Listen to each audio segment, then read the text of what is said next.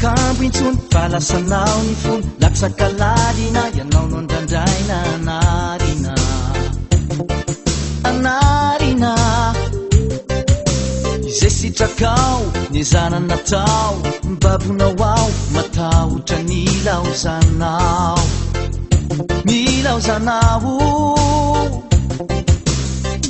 ireo ditra fanaoko taloha de fanafotro avoko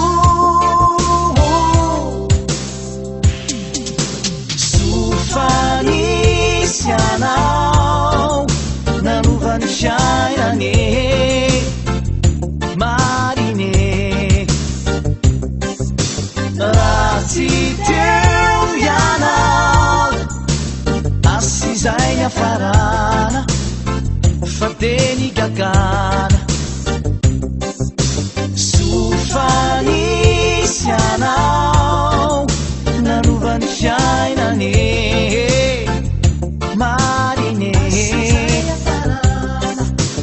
raha tsy teo ianao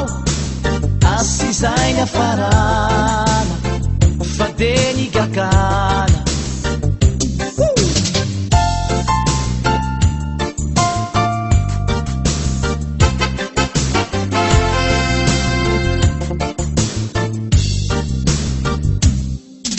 aratsy laza afatsy nitoka mikokisanandro ny masombahoaka aok'izay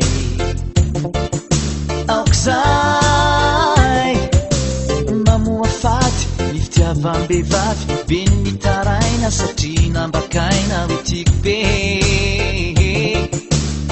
be